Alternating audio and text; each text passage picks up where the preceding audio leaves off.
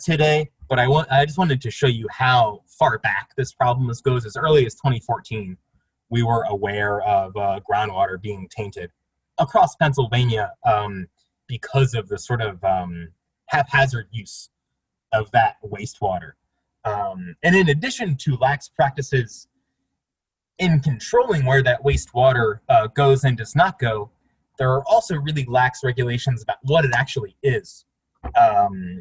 And I'm not sure if people are aware of this, but there are lots of different hydraulic fracturing companies out there, and they're all more or less doing the same thing. The drilling and the electrocution of the ground is more or less the same across the board, but what's different is the cocktail of chemicals that different industries, or different businesses rather, same industry, are injecting into the ground and then sucking back up. So that's proprietary. That is their Coca-Cola recipe that they want to keep to themselves. And it becomes a very dangerous situation because they're concerned about their business secrets getting out, but we're more concerned about what hazardous chemicals may be all wrapped up in those quote-unquote secrets. So that's very unnerving that they don't want to publicize. In all of these articles, you'll get the full presentation later. Every single one of these images links to a full article that you can cite. So this is one of the reasons why natural gas has had such success across the state of Pennsylvania in the last 10 years. We're getting more kilowatt energy with less than half of the CO2, which sort of is very impressive for some people. But as we mentioned earlier, methane is 87 times more potent than CO2 at trapping heat over a 20-year time period. So the fact that coal produces twice as much CO2, it still doesn't shake out when you actually weigh a true comparison of those different greenhouse gases. So this is interesting.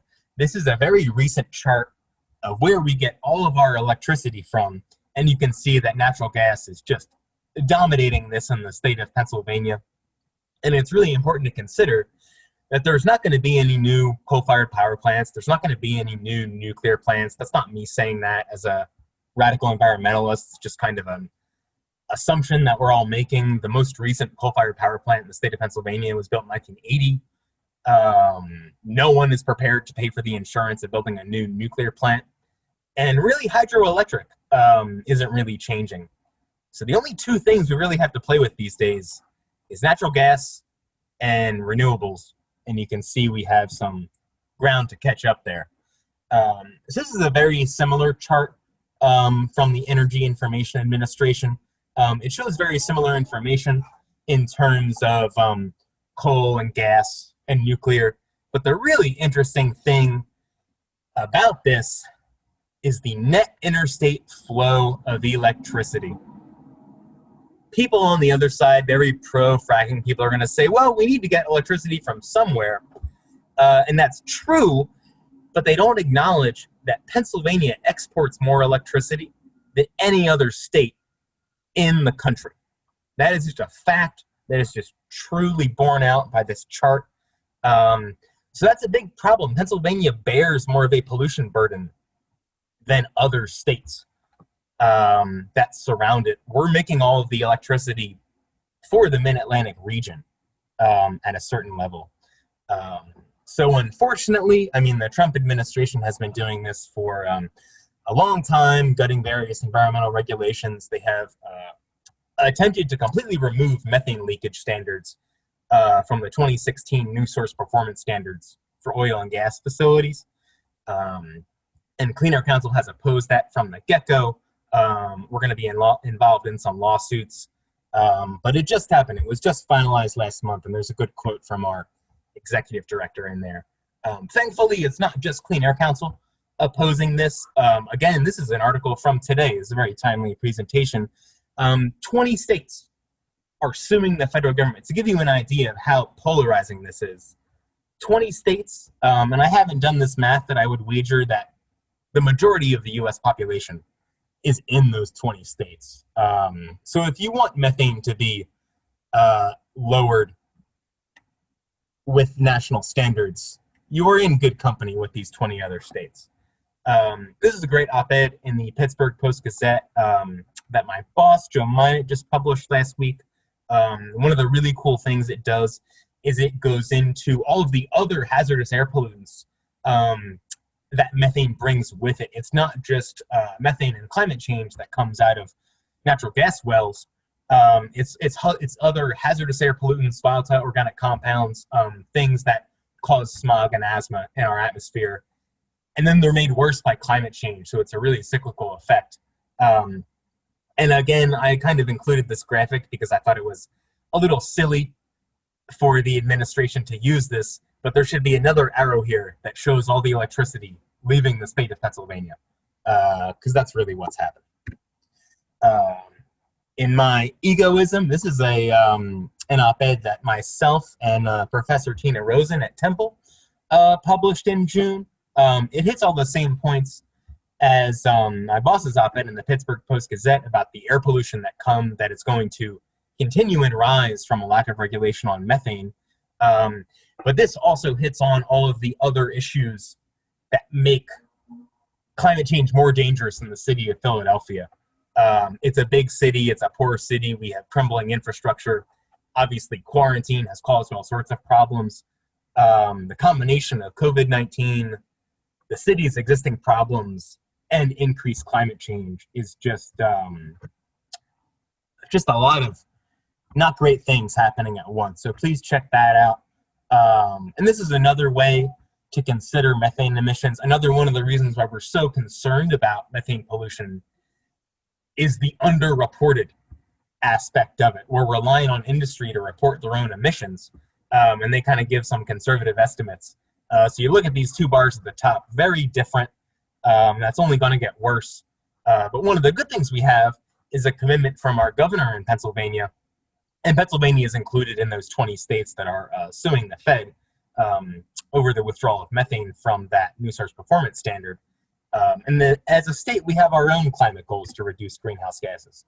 So it was really interesting over the summer as the Fed was rolling back methane leakage standards, the state of Pennsylvania was putting forth their first attempt to regulate methane from existing sources.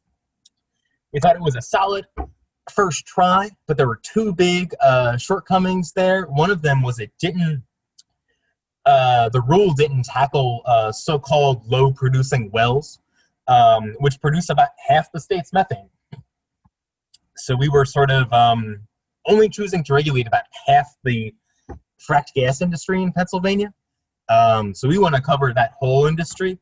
And then there was a really interesting part which kind of illustrates one of the central problems with methane is that a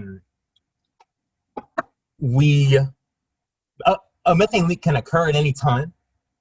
And the rule put forth by the state of Pennsylvania says that if we're not detecting leaks during the first 6 months, the first year, then we don't have to keep looking for them from particular wells. And that just makes no sense. A methane leak can happen at any time, any place. So to sort of go on somebody's previous record just makes no sense when you look at real methane leakage. And the way that we actually look at methane leakage is with these infrared cameras. And you can see by this picture, this well could leak at any moment. And just because it hasn't leaked over the previous 6 months should not be that comforting.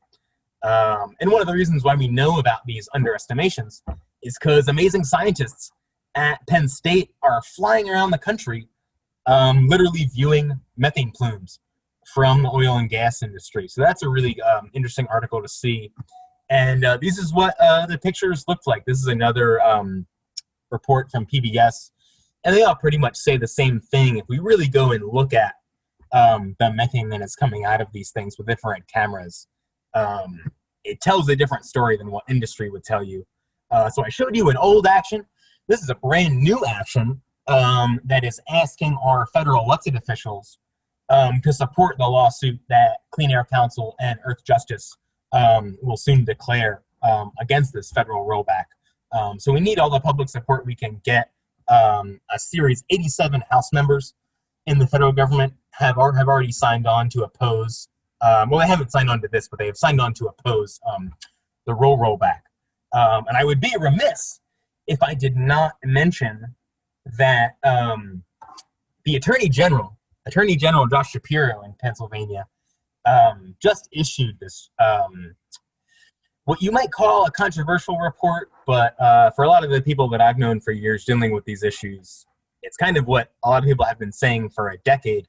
But yes, the state of Pennsylvania came out and said that another part of the state of Pennsylvania has not done their due diligence in monitoring fracking in the last decade. So check out that report.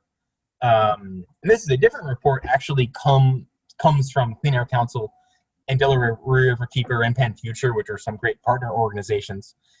It really kind of looks at all this gas infrastructure that we're building, and then kind of thinks about, oh, if we're building all these pipelines and power plants, where's all this gas going to come from? So whenever you see a pipeline proposal, you have to imagine that we're sort of locking ourselves in for however much more drilled gas. And that is reflected in this report. To go back to a comment we made, or I made earlier, they are trying to do all this kind of weird stuff with their fracking wastewater, and one of them is injecting it back into the ground.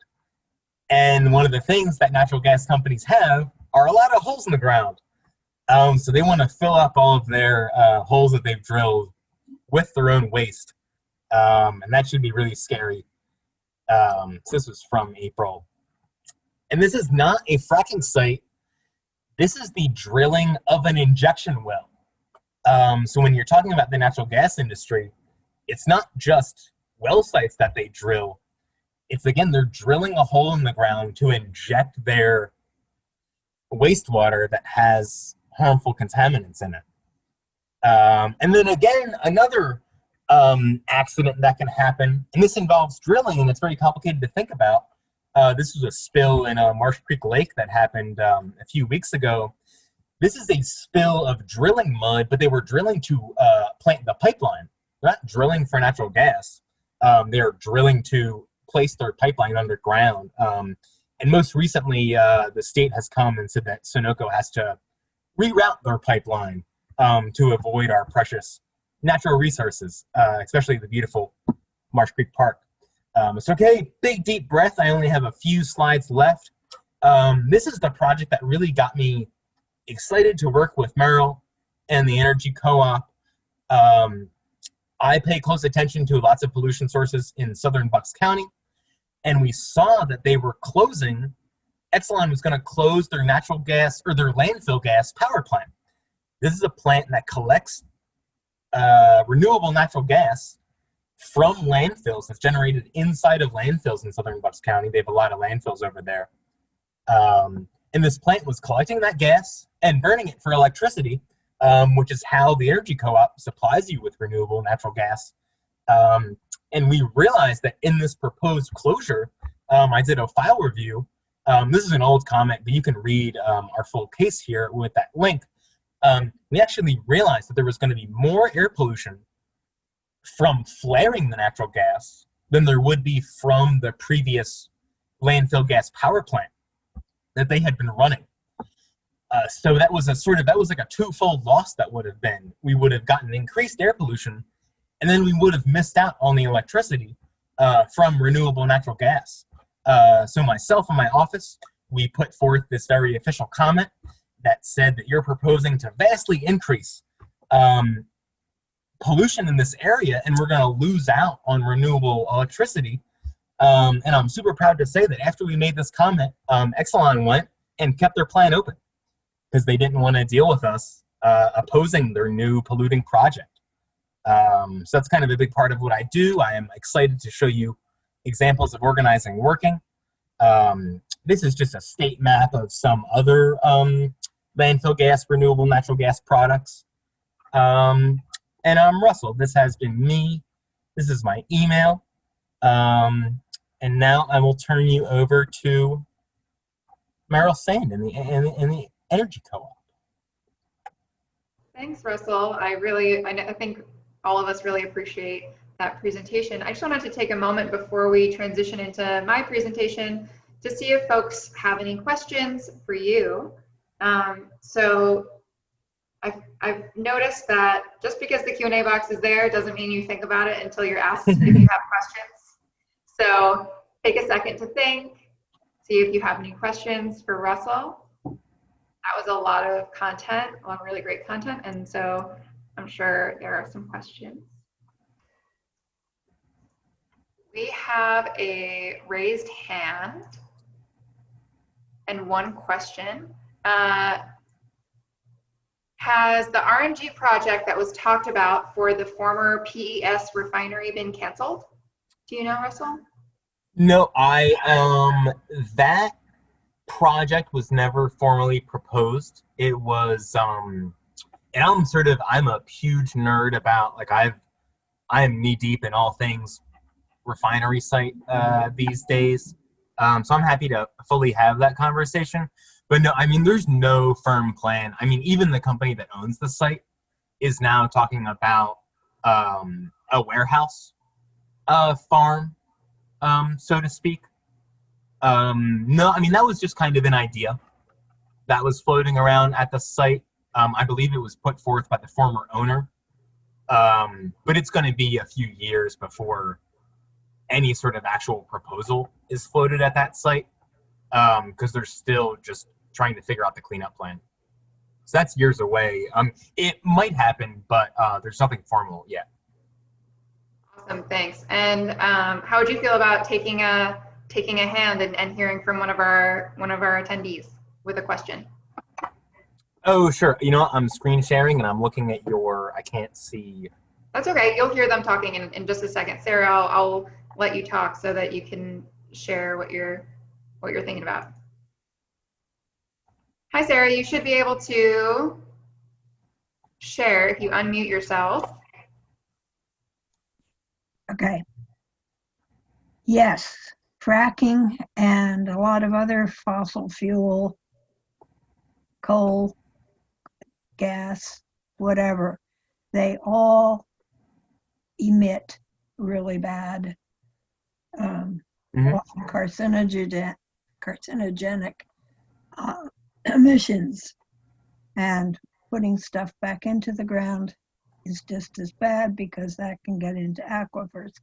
But the problem I have seen in my experience in trying to get rid of fracking is that nobody has said, okay, this is what we can do instead, so that all those people that have rushed in from Texas and Oklahoma to drill for these fracking sites, companies, can have jobs, because that's the biggest problem, is people are looking for jobs and we don't have an alternative that is safe. I think Meryl is about to present on Hooray! that issue, actually. I think Thank that is you. a perfect lead-in.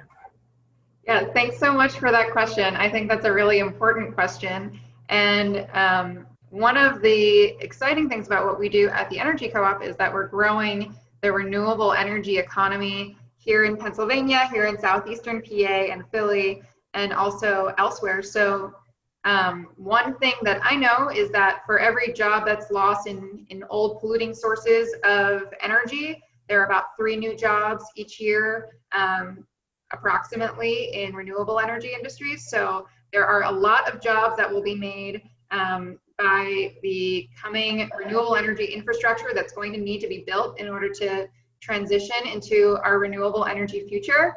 And the Energy Co-op is leading that charge with our program. So let's get started talking about that. And thank you so much for your question. So today, thanks Russell, and thanks for our questions so far.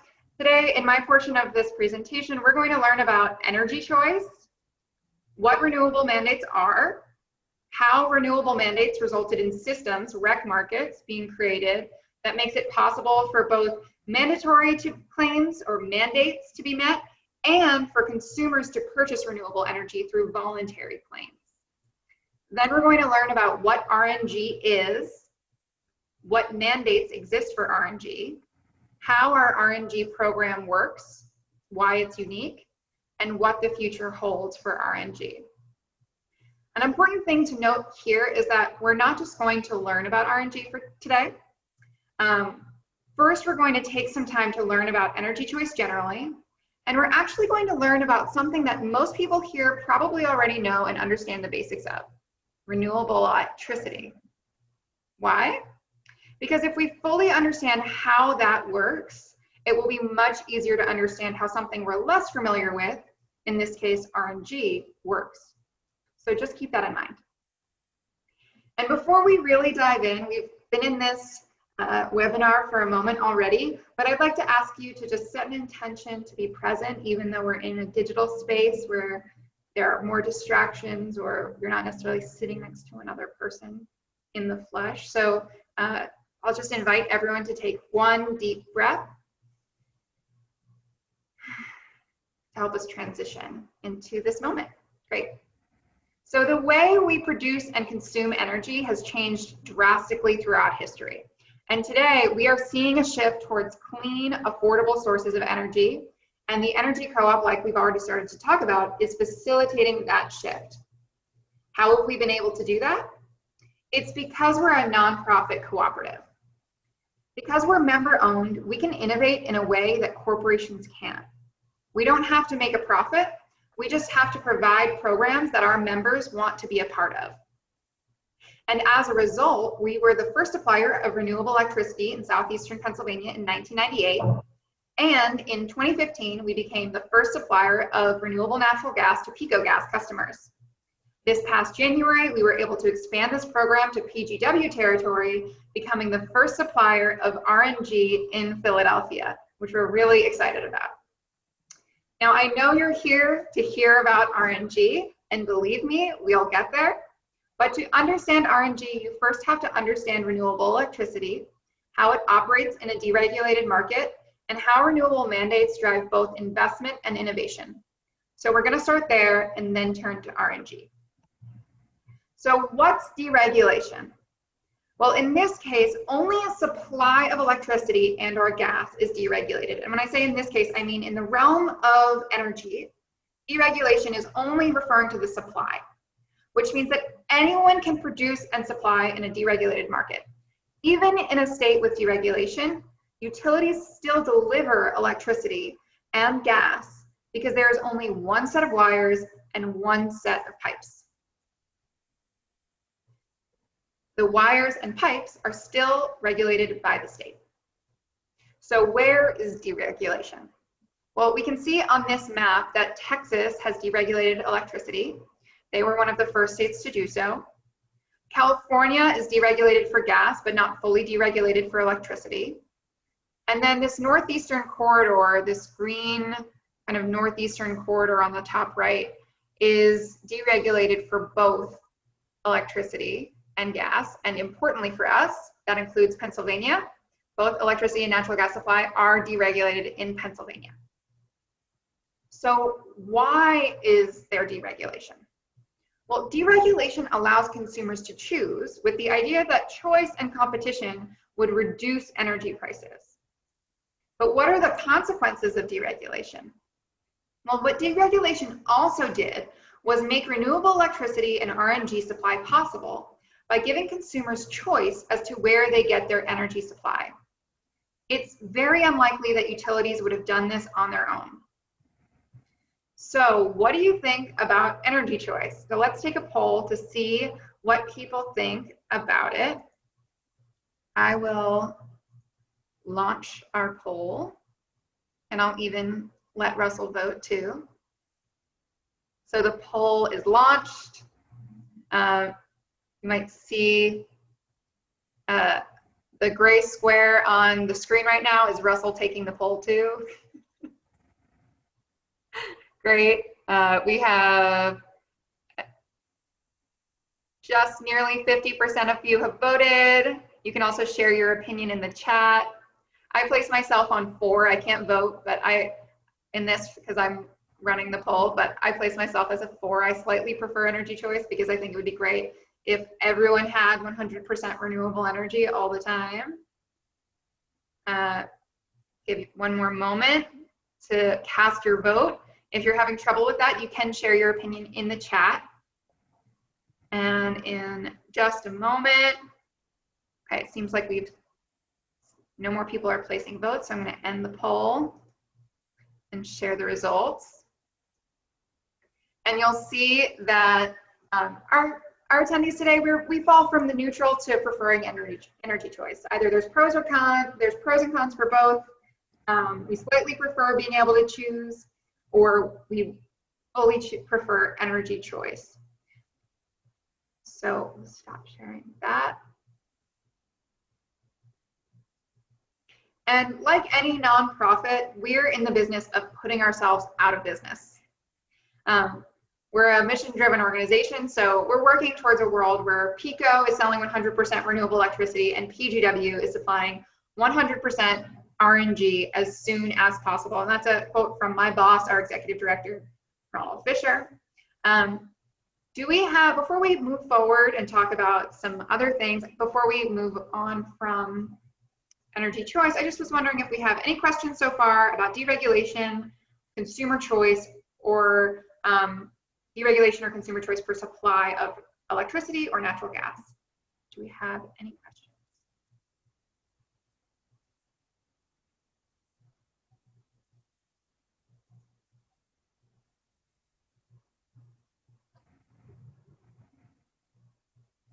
Okay, great. So far, we've learned about who the energy co-op is and how energy choice works. And now we're going to learn about renewable energy standards or mandates, how those are fulfilled, and how that process makes it possible for consumers to choose renewable power for their own homes. We've already started to talk about how energy choice has affected both a subject we're familiar with, which is renewable electricity, and one we're less familiar with, which is renewable natural gas. And in this section, we're going to take a deeper dive into understanding how renewable electricity markets are affected by renewable energy mandates, so that we can apply what we learned here to understanding the mandates and market for RNG. So not only did deregulation allow consumers to choose renewable energy, it allows consumers to demand renewable energy through legislative mandates. A renewable portfolio standard is a mandate which requires suppliers to supply a certain amount of renewable energy. And this map shows which states have passed renewable portfolio standards and goals. And at first, this tells a surprisingly good story. Most states have either a standard or a goal, and that's great.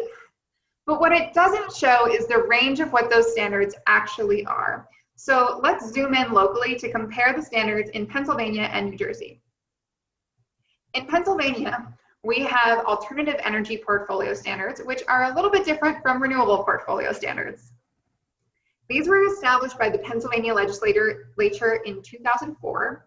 And the reason they're for alternative energy rather than renewable energy is because these standards are not simply the classic renewable sources that you and I think of when we think of renewable energy, like wind and solar power, for example.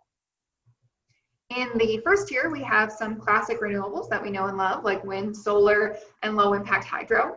But we also have coal mine methane and wood pulping and manufacturing byproducts from energy facilities within the state.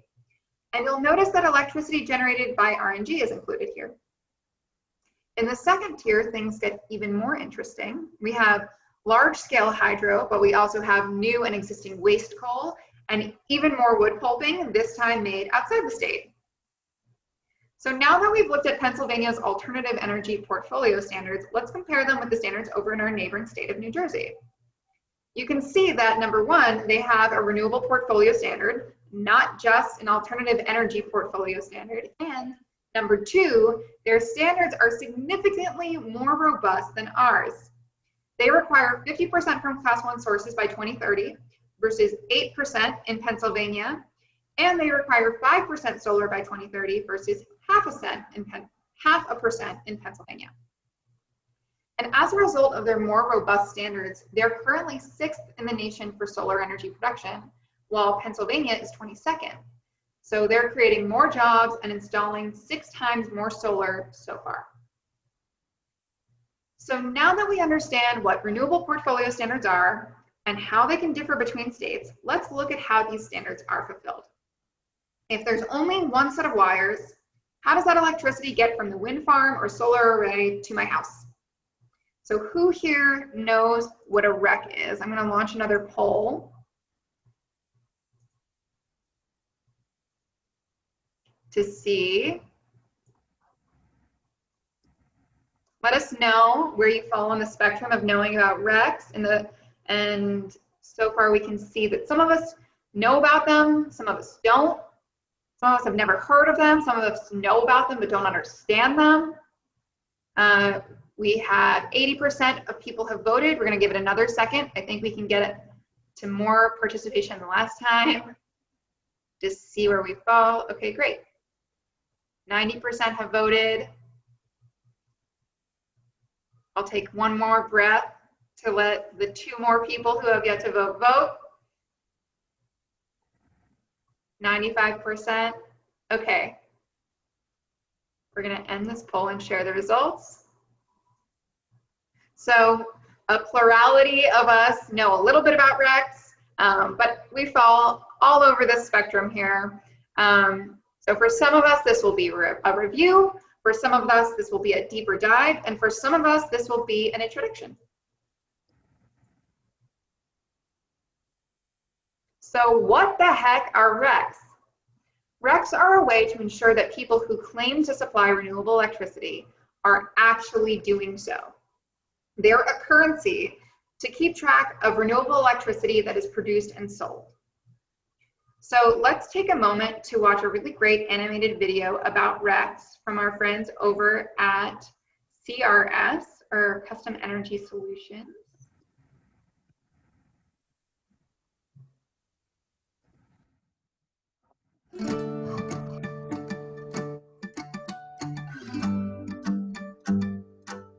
Have you ever wondered, when you turn on your lights, where that electricity is coming from? In the United States, most electricity comes from coal, natural gas, and nuclear. And some renewable sources like hydropower, wind, and solar. No matter where electricity is generated, it is mixed together on the shared electricity grid. When you turn on your lights or your TV, you pull some of that electricity out. Once electricity is put on the grid, there's no way to know where it came from or how it was generated. All electricity is the same. If you want to green your power, though, you can do that with renewable energy certificates. These certificates are created each time 1 megawatt-hour of renewable energy is generated and put on the grid. About what an average home uses in a month. The wind turbine spins, or the solar panel collects sunlight, and when enough electricity is generated, a certificate is created. This certificate proves that 1 megawatt-hour of renewable energy was generated. And it embodies all the green, environmental benefits of that megawatt-hour, including lower amounts of smog-causing pollution and greenhouse gases like carbon dioxide. All of these benefits are included in the certificate. Whoever owns the certificate owns that megawatt-hour of renewable energy.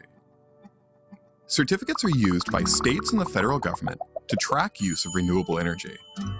They're also used by utility green power programs to track which customers receive green power, because certificates provide the only means to know that 1 megawatt-hour of renewable energy was generated on their behalf.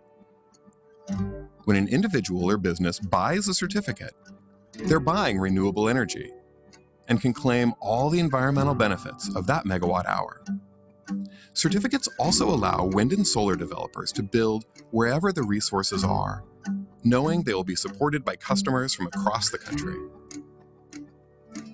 Renewable energy certificates work because cleaner air and water are worth something extra to all of us. And certificates allow us to buy these environmental benefits no matter where we live.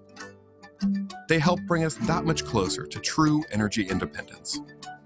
Power from the sun, wind, and water. And that makes the future brighter for all of us.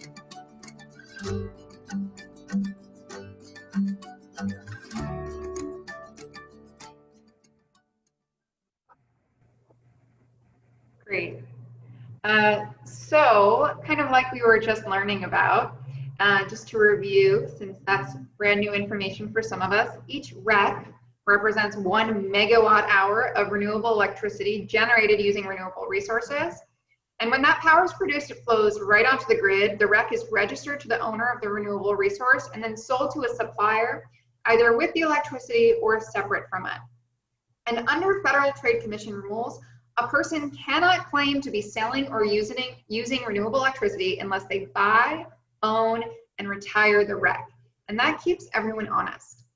But it's not just the FTC that regulates REC retirement. In fact, it's principally the Pennsylvania Public Utility Commission that does and enforces the RPS, or the Renewable Portfolio Standard, which is the mandate that we have here in Pennsylvania. The FTC, or the Federal Trade Commission, instead focuses on advertising and when people can claim that they sell or buy green energy, which happens to be only when they sold or bought and retired the REC, not just the renewably generated electricity. So if we go back one slide, we will see that the energy co-op is a little bit different than just the standard electricity that you get by default. By default, remember, in Pennsylvania, everybody who sells electricity has to supply about 8% of alternative energy. So even PECO has to buy RECs for 8% of the electricity itself. But the energy co-op does more, 92% more, because we're selling 100% renewable electricity from the wind and the sun. So we have to buy and retire RECs for all of the electricity that we sell. Now, before we move forward, do we have any questions about renewable energy mandates or how RECs help suppliers and consumers track the renewable electricity that is generated and purchased? And I saw that we had one question about the energy co-ops program, so I'll answer that while you think about your questions about RECs. The question is if our RNG is available elsewhere in Pennsylvania, and if there's a plan to go to other markets with RNG. RNG is currently available in PGW and PECO gas territories. So anyone who pays a gas bill with PGW or PECO gas is able to sign up for RNG with the energy co-op. This program's pretty new. We just expanded to PGW this past January, and we like to keep it moving. So we're looking into seeing what will make sense in the future. I can't say anything beyond that, but we shall see what happens. And we hope to be able to, move forward the energy evolution more and more. We have another hand from Sarah. I'm going to save hands until the end of our presentation, just because we might answer your question a little bit later, but we'll take that at the end. I just wanted to keep an eye on time because it just keeps slipping into the future. Do we have any other questions that we could put in the chat about renewable electricity, RECs, or RPS mandates? Okay, great. We'll keep it moving. And Sarah, I promise we will come to you soon. So now that we understand energy choice and renewable portfolio standards and RECs, we have a foundation for understanding the systems that make RNG possible. We are finally ready to learn about RNG. So in the chat, share with everybody, all panelists and attendees, what is the problem with conventional natural gas? What's the problem with drilling and fracking? We learned a lot about this from Russell today. So just to kind of quickly, oh, did we have Q&A? Oh, wow, here we are. I did not. Thank you for saying that in the chat. Appreciate it.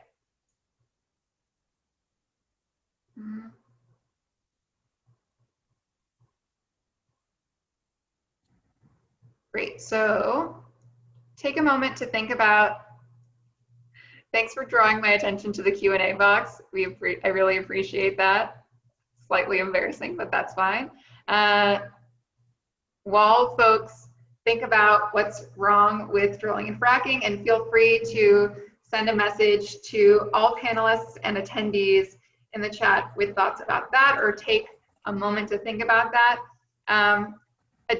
We have a question about additionality. Additionality is the idea of whether or not RECs are creating additionality, whether or not RECs are moving the market forward to create more renewable energy. And in one of our participants or attendees' towns, they may advocate buying carbon offsets instead of RECs. However, newer RECs often do create additionality, do create more renewable energy. Without RECs, we know from some experience in our organization, working in renewable energy for a very long time amongst our full staff. Our executive director could speak to this more, but for many who invest in renewable energy, they would not choose to build a wind farm or a solar field if it wasn't for RECs. The RECs are what make that financial argument, that business argument possible, without which the electricity on its own can vary with the market and is not, the costs don't quite work out in order to allow that to happen. And we've seen over the last 20 years, since we first started our renewable electricity program in the late 90s, that there is so much more renewable electricity now than there was 20 years ago. And that is because we're able to track it with RECs. Similarly, RECs are what allow renewable portfolio standards to be fulfilled. So if you're thinking about additionality, but or if it's real, if additionality doesn't work, then neither do renewable portfolio standards. Similar in the opposite way, if renewable portfolio standards work, there is additionality there. How we track it, how we keep track of that, I'm not the biggest expert on, but from my experience, the more people buy renewable energy, especially buying RECs that are newer RECs help increase additionality. And at the Energy Co-op, I just learned recently that we buy RECs from newer projects in order to create that exact situation. Thanks for that question.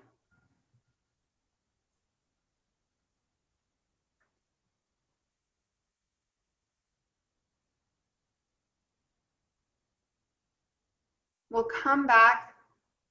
So we're gonna transition into talking about gas, but thanks for asking these questions with RECs. We really appreciate them. And if we have time at the end, we'll come to more of them.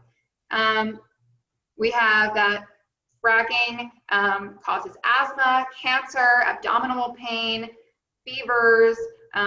It leads to death in some circumstances. So fracking's really bad. We also have it's one of the biggest problems is getting rid of gas as it's created. So now let's talk, now that we know about RECs and conventional natural gas and what are the problems with drilling and fracking, let's talk about renewable natural gas. What is renewable natural gas? So renewable natural gas, or RNG, is biogas that's formed by the decomposition of organic matter. It's produced at landfills, wastewater, and agricultural waste treatment facilities. And just like conventional natural gas, it's primarily made up of methane. So if it's the same stuff as conventional natural gas, then why should we use it? Well, if it's not collected and recovered, leaked biogas results in 30 times more carbon released into the atmosphere than combusted gas. And this increases over time. Even if collected and recovered, biogas is sometimes flared. Russell was talking about that earlier. That wastes its energy, and as Russell was saying, it also is more polluting than using it in putting it towards good use. And we'll get into all the uses for RNG in a moment, but for now, the important thing to know is that RNG can be used just like conventional natural gas, but without drilling or fracking. So how is RNG made? Well, RNG naturally floats to the top of the landfill, for example, where it's collected by pipes. The moisture is separated out, H2S is removed, and there's a backup layer just in case of emergencies where it's processed and treated, and it can then be used for electricity generation, industrial users, vehicle fuel, commercial users, and with additional processing, it can be used residentially for heating and cooking as well. So industrial users could be combined heat and power plants or manufacturing. It can be used for electricity generation, the same way that natural gas is, but without drilling and fracking. And you've probably seen buses that say powered by biogas. It's exactly that. And of course, with additional processing, it can be used for heating and cooking as well. So do we have any questions about RNG so far? I'll pull up the Q&A.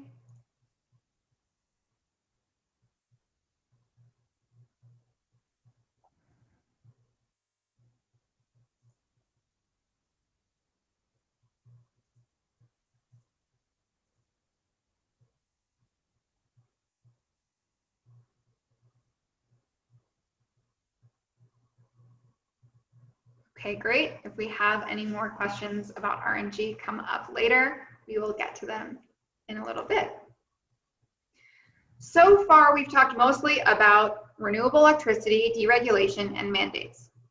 And this is going to help us understand the mandates for RNG by giving us an example for comparison. So let's compare renewable electricity to RNG, or renewable natural gas. As we discussed earlier, natural gas supply is deregulated in many states, including here in Pennsylvania. But unlike the many states that have renewable electricity mandates, only one mandates RNG use, California, and only for commercial transportation use. California passed a low carbon fuel mandate in 2018 that required oil companies to cut the carbon content of their fuel 10% by this year, in part by buying RNG. And this has had an enormous impact on RNG markets in California. But even though there is no RNG mandate in Pennsylvania, the Energy Co-op is voluntarily supplying 100% renewable natural gas. Just like with electricity, where we voluntarily supply 100% renewable electricity when we only have to provide 8%, for electricity, 92% is voluntary. For RNG, 100% of our supply is on a voluntary basis. But we do it the same way, with renewable natural gas credits, or RINCs. RNG today is where renewable electricity was 20 years ago when the Energy Co-op first launched it. Back then, renewable electricity was 100% voluntary, but look at renewable electricity now. Most people know it's an option, and there are mandates all around the country to support it. Now's the time to do the same thing with RNG, to reduce drilling and fracking and support sustainability innovation. So how do we do that? Well, we acquire RNG credits from landfills that process and inject biogas into the distribution systems. And we purchase RECs from landfills that use RNG to generate electricity. So now that we understand, 1, what RNG is, 2, how deregulation made renewable energy supply possible, and 3, how RECs and RINCs are used as currency that allow suppliers to claim they're supplying renewable energy, including RNG, let's talk about the what and the how of the Energy Co-op's RNG program. As we discussed way back in the beginning of our time together tonight, the Energy Co-op first started supplying RNG to Pico Gas customers in 2015. And as of January 2020, we became the first and only supplier of RNG in Philadelphia through our expansion into PGW territory. How does it work? It only takes a couple minutes to sign up, and then we become your gas supplier. Your bill still comes from the utility. If you smell gas, you still call your utility. But this way, for every unit of gas you use, your money is going towards the recovery of RNG from the decomposition of organic waste in landfills. There is no interruption of service. You'll just see us listed as your supplier on your gas bill within 1 to 2 billing cycles. Your distribution charges stay the same. The average household pays 60 to 75 cents a day more for RNG during the heating season. So what are the benefits? Well, less drilling and fracking means less disruption to the surface and subsurface environment, less subsurface and surface water pollution. Less flaring means less wasted energy. Sure, when productively used, RNG emits no less carbon than conventional natural gas, but at least the energy is used, not wasted. There's no drilling or fracking, and it's a sustainable resource. And finally, just like we did when we supplied renewable electricity before there was a renewable mandate in Pennsylvania, supplying RNG helps create a market for sustainable renewable resource. Using RNG can be an incentive to landfills and others to process and put biogas to good use. So do you have any questions about RNG from the Energy Co-op? Just gonna take a sip of water.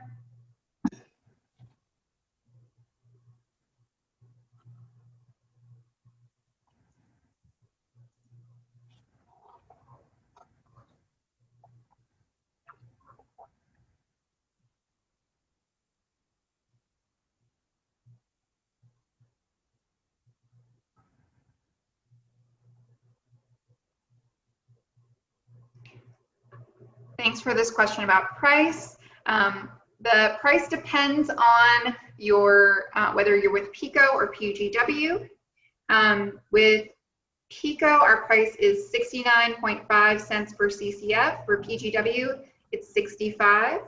And like we talked, for the average user, this usually works out to about 60 to 75 cents a day.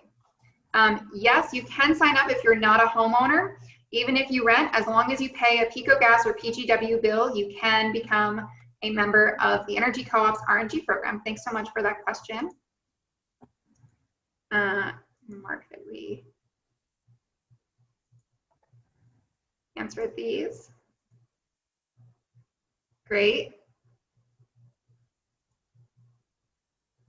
Why does it cost more than regular gas? That's a great question.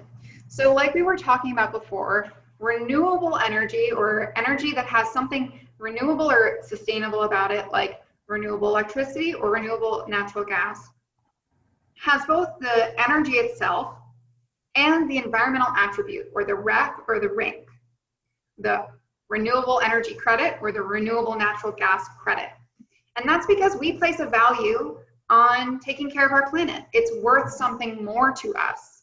We're willing to spend a little bit more in order to create a market that takes care of our environment, so that our money is being used in a way that's in line with our values, so that when you pay your bill every month, your money is going to wind and solar, or your money is going to renewable natural gas.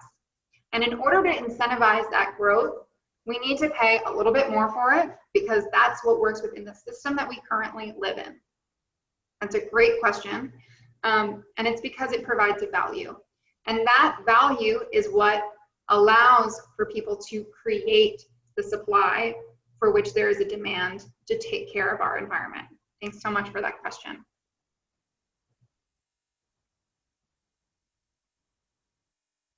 And we have some RNG members here. Thanks, Patricia, for being with us. We're so excited to have you as an RNG member of the Energy Co-op. Great. Does RNG promote more waste by consumers or more landfill waste from homes? Great question. I can't say for sure because I haven't seen a study on it, and I like to use data. But I will say that for myself, since becoming an RNG member of the Energy Co-op, I have become even more intentional about my trash.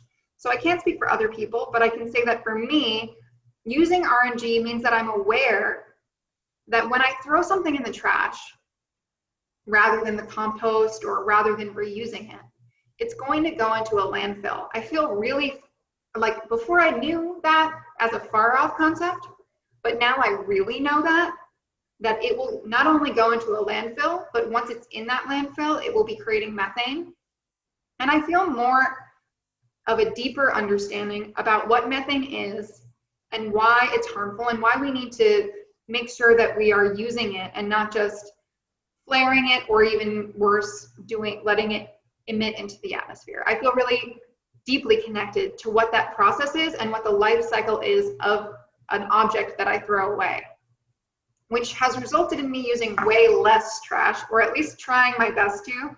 I have been doing that for a long time, but for many reasons, I think those of us living in Philadelphia have become really aware of the systems of trash in our city and how they function. And I am gaining more and more awareness of that as a member of the RNG program. So I can't speak for all of our members, but I would say that I would imagine that it would not, that it would not necessarily directly result in more or less landfill, although we know that correlation does not imply causation. So would be hard to test to find the answer to that question, but I like where you're thinking. Yeah, please do, Russell. And let's put your video back on. Let me find you. Okay, so you can do that without me stopping sharing? Yeah. Okay, so the answer to that question is a hard no. Thanks, Russell. For a couple of reasons. Reason number one, we have old legacy landfills in this country. We have a lot of them. We could literally drill in them as though they were the Marcellus Shale fossil fuel structure. Does that make sense? Like, we could go into old landfills and drill for methane and not have the disastrous effects of fracking. And the other important thing to think about is the real bad waste products that you're thinking of, the various paper and plastic waste. That's not turning into methane. What's turning into methane is the various organic matters that are in our landfills. So in a perfect world, we would separate out organic waste and let that decompose, gather all the methane from it, and then we'd actually be able to use that spent organic matter as compost in the future. So it's actually better for methane generation if we lived in a society that had no paper or plastic waste. The landfills that are generating methane don't want paper and plastic. They would basically be large compost facilities that would generate the most methane. Thanks for that, Russell. We also have a question that I'm wondering if you could help us answer, because it's about advocacy, which the Energy Co-op doesn't do. We are a cooperative that provides services to our members, specifically for energy. But they're asking, do you advocate that what trash there is go to landfills rather than being burned as at Covanta or Covanta? And I'm not familiar with Covanta, which oh my gosh, I wish I wasn't. That is not it's not a great company. Yes, incinerating trash is just a ridiculous thing that we do for no reason. Particularly in the eastern part of Pennsylvania, we don't have any coal plants east of Harrisburg, or sort of major. We have a couple of those goofy waste coal plants, but that's kind of a different conversation. Those are very small. What we do have in the eastern part of Pennsylvania and New Jersey and other places is an abundance of quote-unquote waste-to-energy facilities, waste incinerators. They generate a fraction of electricity. They get all kinds of tax credits. They produce more carbon dioxide than coal or natural gas combined. And they actually don't really have to account for their carbon dioxide emissions because of a weird loophole that technically doesn't count the, like I mentioned, the problem of us throwing away paper products all the time. The EPA actually has a codified loophole where they don't count the carbon emissions from burning paper products, because it used to be a tree. They equate the infinite breakdown of a tree to incinerating it in a waste-to-energy power plant. No, waste incineration is one of the absolutely most dangerous, most polluting technologies out there, and Covanta is leading the push to create more air pollution and more waste ash. Because that's the crazy thing, the ash from waste incinerators still has to be landfilled. So that waste still ends up in a landfill. Right. So there's no extra pollution. Yeah, I mean, landfilling, and it's sort of a not really something that's fun to talk about because nobody wants to live near a landfill. But landfilling our garbage and then gathering the methane and burning it for electricity, I think, is, apart from avoiding the creation of garbage, the best waste management technique available. Awesome. Thanks, Russell. So we're going to keep it moving to talk about the future of RNG. And to conclude, let's take a brief look at this potential future for renewable natural gas. And it's important to remember that we are only at the beginning. We, as a cooperative, we can innovate where others cannot. But as with renewable electricity, others will eventually follow. So we expect to adapt as we grow this program. How? First, it's important to understand why the Energy Co-op is the first to supply RNG. RNG isn't profitable yet. As a nonprofit cooperative organization, we aren't held only to doing what's profitable. We're held to providing programs that our members want. And our members want an option for sustainable gas that doesn't require drilling or fracking. As a member of our RNG program, which we have some of you here today, you also get a vote to elect the board at our annual member meetings. And our members tell us what they want. As more and more people become educated about clean air issues, about climate change issues, our members and the community at large are demanding more and more green energy. Next, let's take a look at agricultural biogas as an alternative source of RNG. In Pennsylvania, agricultural biogas is currently cost prohibitive to the market as a whole. It's 10 times more expensive than RNG from the decomposition of organic waste in landfills. The price would go down if we were to get a legislative mandate for RNG, but in the meantime, we may be able to offer a hybrid of RNG from farms and landfills. As with electricity, a legislative mandate would help. Perhaps not like the one in California, but one that mandates RNG use. For example, Pennsylvania's RPS currently recognizes RNG generated electricity as renewable. The Energy Co-op doesn't. We only source wind and solar electricity. But someday, perhaps legislators could be convinced to require that all biogas be recovered and put to good use. That's our hope. That's our goal. You can sign up for RNG on our website at theenergy.coop or by giving us a call. And I'll also provide a demo for how to sign up on our website for anyone who is interested after we take any last questions. So, do we have any last questions? Let's take a look.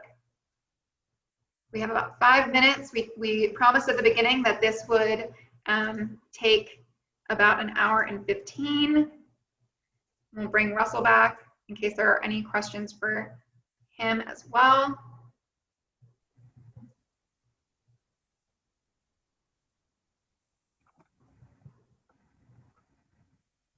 Thanks, Eric.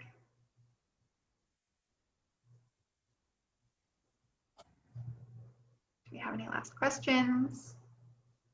We've had a lot of questions before. One of the earlier questions we had was about the challenges of emissions trading programs setting the price of credits such that encourages investments in emissions reductions, and asking if there's a similar problem with RECs. And to me, those two seem like very, very different things, because RECs are there.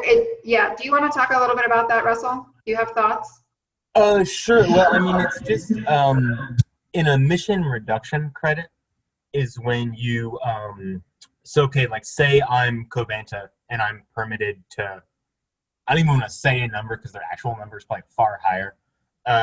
If I'm permitted X amount of pollution, but I only emit W, I sort of get to sell that remaining space to another industrial customer, because sort of that's how permitting is done. You get 100, you get 100, you get 100. If I only use 80, I can then sell that extra 20. So it's the same sort of market-driven system, but actually what we're talking about is totally different. Great, thank you so much for taking that question.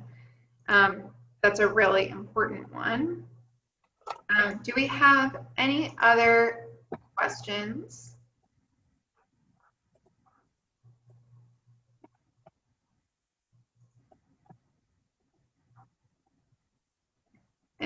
We promised Sarah that we would take her raised hand. Do you feel up for taking one more hand from Sarah?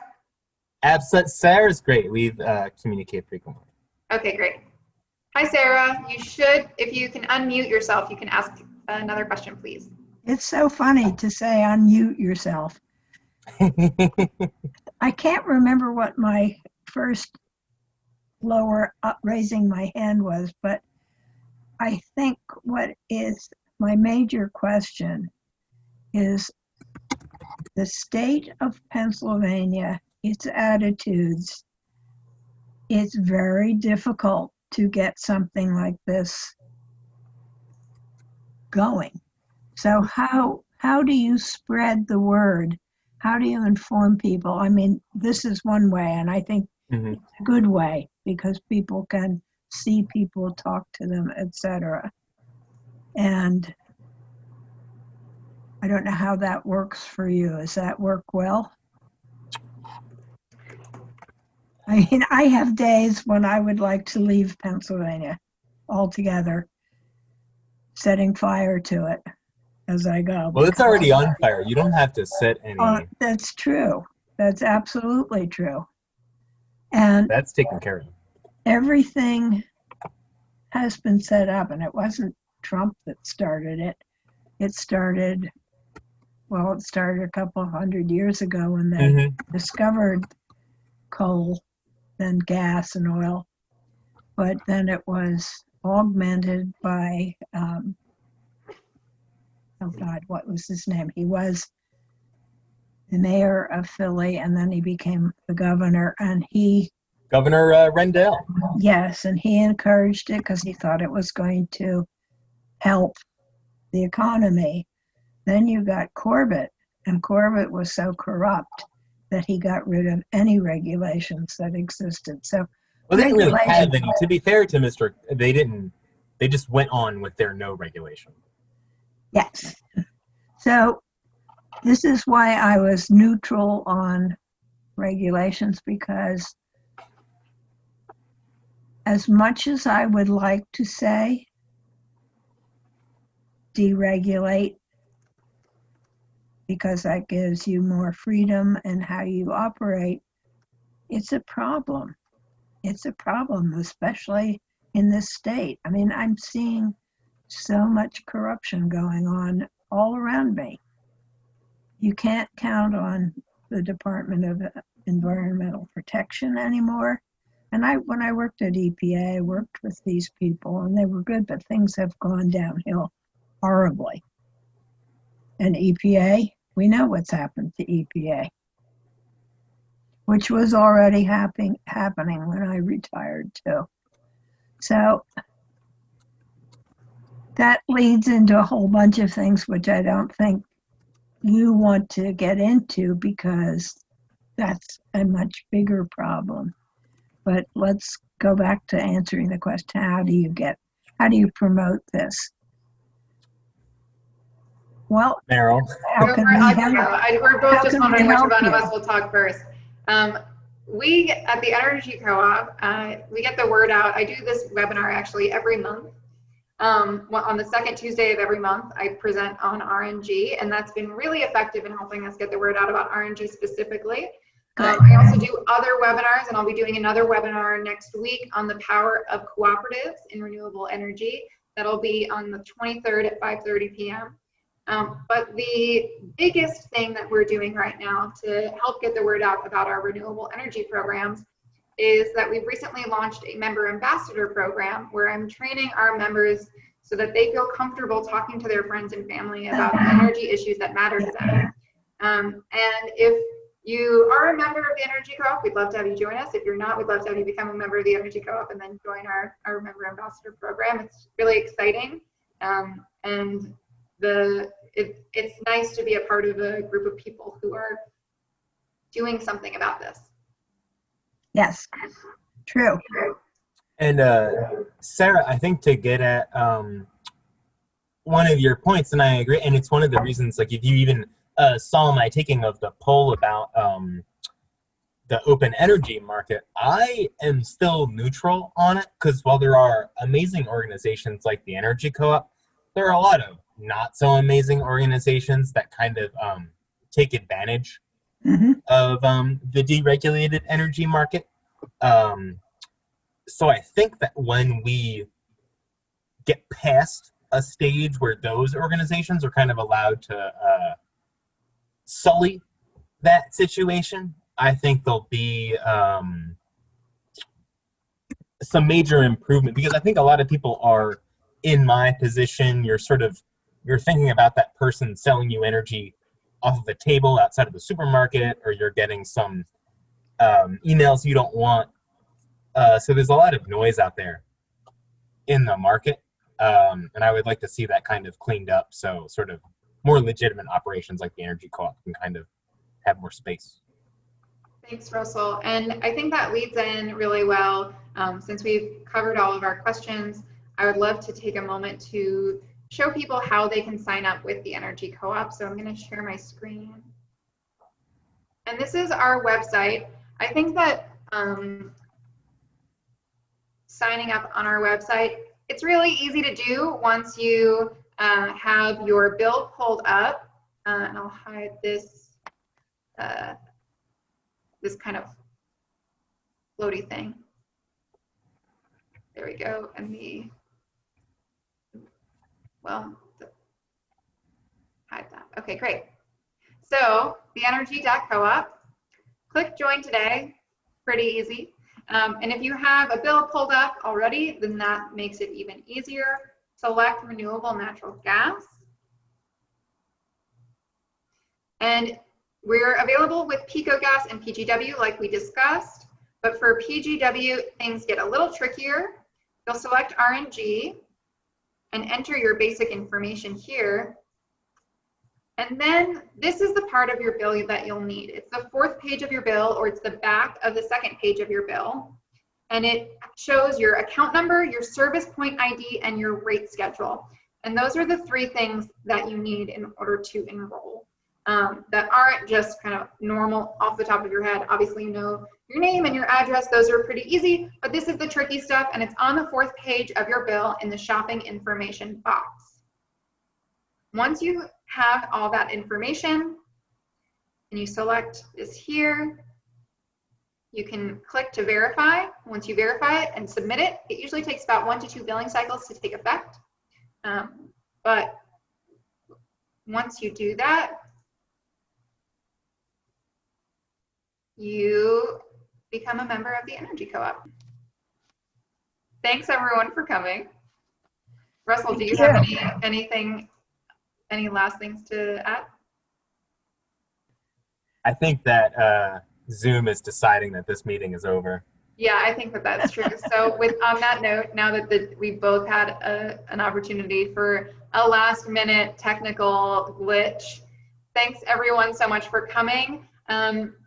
You'll get a follow-up email with links to my slides and to sign up for the Energy Co-op as well. So we hope that you'll use those and enjoy Greenfest.